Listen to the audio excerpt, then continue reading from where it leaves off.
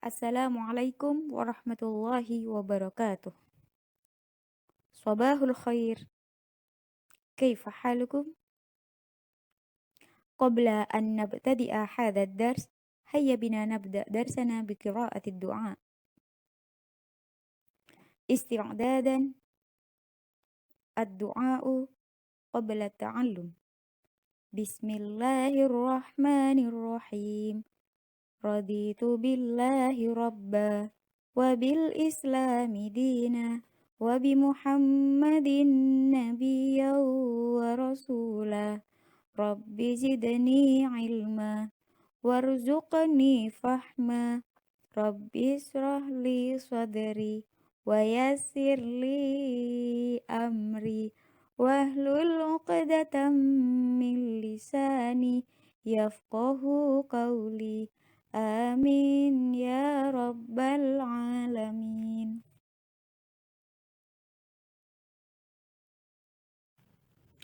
Anak-anak solih dan solihah, hari ini kita akan mengulang kembali materi apa saja yang sudah kita pelajari sejak semester 2 ini.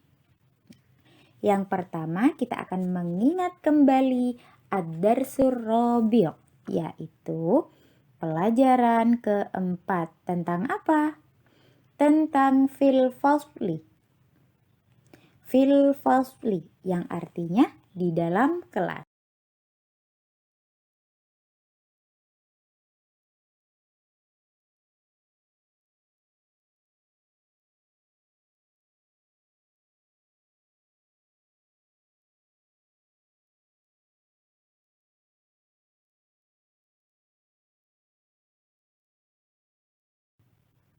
Dari pelajaran keempat ini ada beberapa al-ibarat al-jadidah yang sudah kita pelajari bersama-sama. Kita sudah mengartikannya juga bersama-sama. Jadi bisa dilihat kembali di bukunya ya.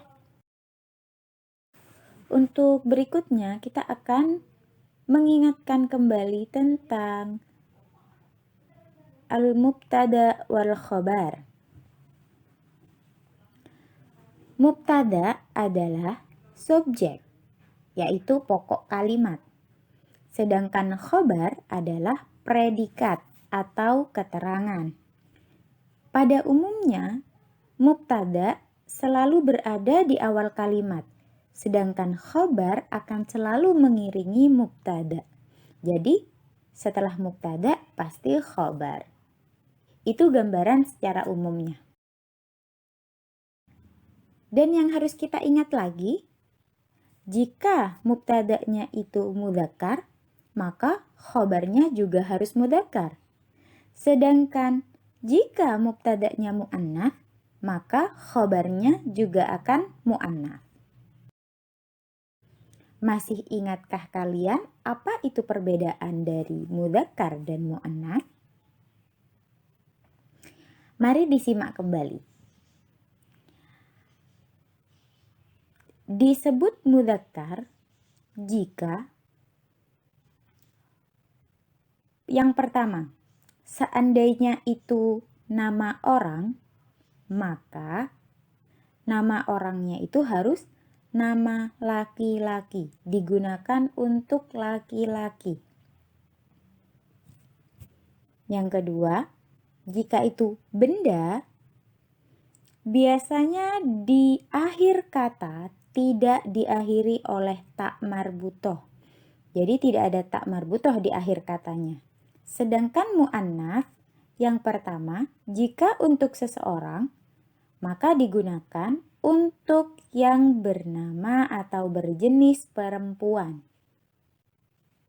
Dan jika itu untuk benda, maka akan diakhiri oleh huruf tak marbutoh. Itu perbedaan mu'adzakkar dan mu'annats. Contoh yang pertama, al-maktabu tawilun. Al-maktabu di sini kedudukannya sebagai mubtada. Sedangkan tawilun kedudukannya sebagai khobar. Antara mubtada dan khobar sama-sama tidak ada tunnya. Ya, sama-sama tidak ada huruf tun di belakang. Contoh nomor 2, al-madrasatu wasi'atun. Al-madrasatu di sini sebagai mubtada dan wasi'atun sebagai khobar. Dan keduanya sama-sama ada huruf ta marbutoh di belakang. Jadi yang kata pertama kita sebut sebagai mubtada dan kata kedua kita sebut sebagai untuk khobar. Harokatnya harus ditanwinkan ya. Seperti tadi yang sudah dicontohkan, tawilun, wasi'atun. Semuanya dhammah tanwin, bukan dhammah saja. Karena di depannya tidak ada tambahan alif lam. Sedangkan untuk mubtada'nya ada alif lam di depan kata.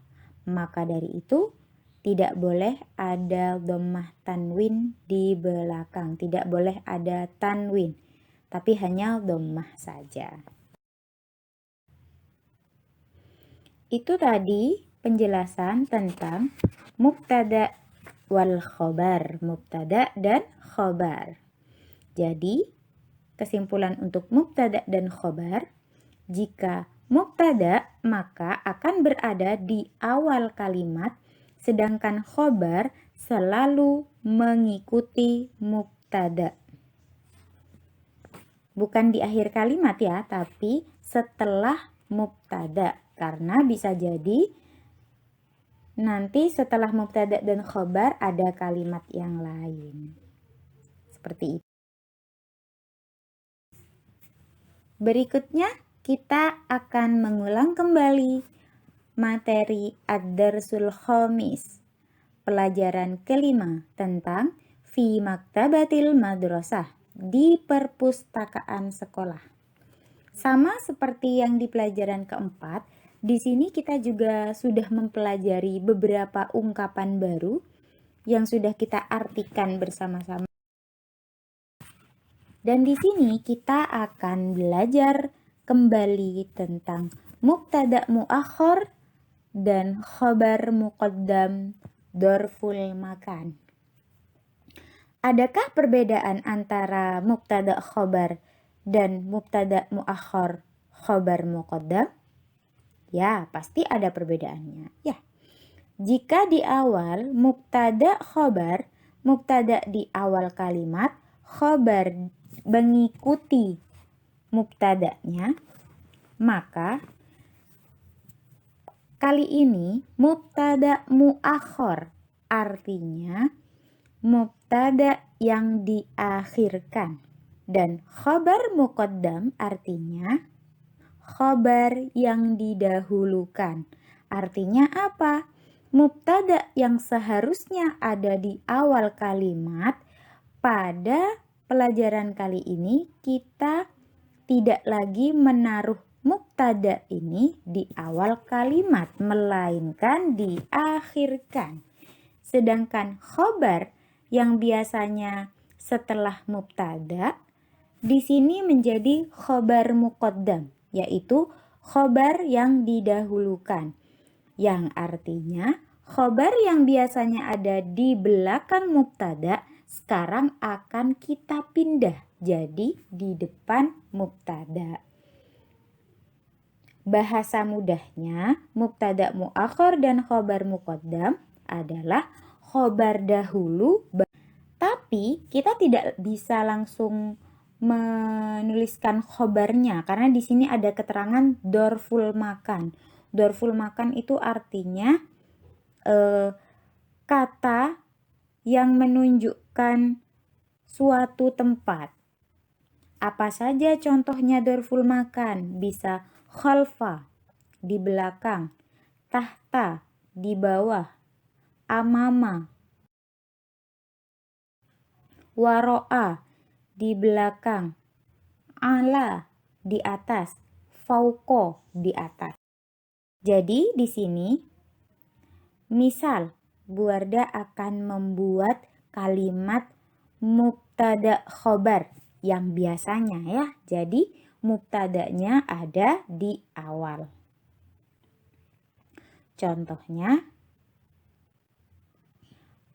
al-maktabatu khalfal fasli. Al-maktabatu khalfal fasli. Perpustakaan di belakang kelas. Ini contoh dari mubtada khobar. Jika kita jadikan mubtada muakhar dan khobar muqaddam, maka khobarnya itu apa khobarnya di sini? Khobarnya itu didahului oleh dorful makan, oleh kata yang menunjukkan tempat. Mana kata yang menunjukkan suatu tempat? Khalfa, yang artinya di belakang. Ini suatu kata yang menunjukkan tempat. Jadi, setelah khalfa, kita tulis dari khalfa ke belakang. Khalfal fasli. Ya, khalfal fasli, kata al-maktabatu tadi, kita hilangkan huruf alif lamnya. Kita hilangkan huruf alif lamnya menjadi maktabatu. Belum selesai sampai di sini. Seperti yang sudah Bu Guru jelaskan, jika tidak ada tambahan alif lam, maka harokatnya harus ditanwinkan.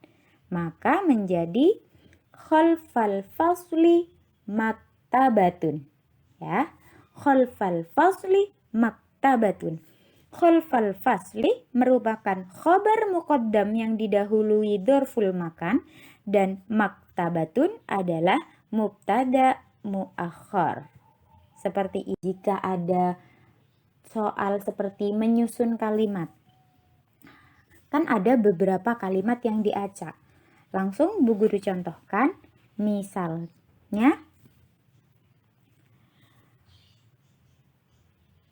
ada al-maktabi qomusun. Kita disuruh menyusun kalimat ini menjadi susunan mubtada muakhar dan khabar muqaddam. Maka sesuai dengan yang sudah dijelaskan tadi, khobarnya didahulukan. Khobar didahulukan yang diawali oleh dorful makan. Di mana di sini dorful makannya? Ala, ya, ala. Ala artinya di atas. Jadi kata ala adalah suatu kata yang menunjukkan tempat, yang menunjukkan suatu tempat. Maka ala berada di, maka dilanjutkan oleh kata yang didahului alif lam. Yang didahului oleh alif lam. Jadi setelah ala, mana kata yang didahului oleh huruf alif lam? Ya, al-maktabi. Ya. Alal setelah itu qomusun. Alal maktabi qomusun. Kata terakhirnya ditanwinkan karena tidak ada alif lamnya, qomusunnya ya. Nah, jadi seperti itu cara menyusun kalimat untuk mubtada muakhar dan khobar muqaddam di sini yang dorful makan ya. Jadi kata yang menunjukkan suatu tempat itu harus didahulukan, sedangkan mubtada muakhar, subjek diakhirkan. Subjeknya di sini adalah qomus, kata benda itu. Kata benda juga qomus ya. Mubtada muakhar itu biasanya memang harokatnya yang tanwin ya. Sedangkan khabar muqaddam diawali oleh dorful makan. Jadi anak-anakku harus ingat apa saja macam-macam dari dorful makan. Seperti itu ya. Baik anak-anak, cukup sampai di sini pelajaran kita hari ini. Semoga apa yang sudah kita pelajari bisa menjadi ilmu yang bermanfaat bagi kita semua. Dan semoga kita selalu dalam lindungan Allah Subhanahu wa taala. Jangan lupa tetap jaga kesehatan. Dan sebelum kita tutup pelajaran hari ini, hayya bina nakhtatim darsana biqiraatid du'a. Isti'dadan ad-du'a'u ba'da ta'allum. Bismillahirrahmanirrahim. Subhanakallahumma wa bihamdik. Ashhadu an la ilaha illa anta. Astaghfiruka wa atubu ilaik. Walhamdulillahi rabbil alamin. Syukran ala ihtimamikum.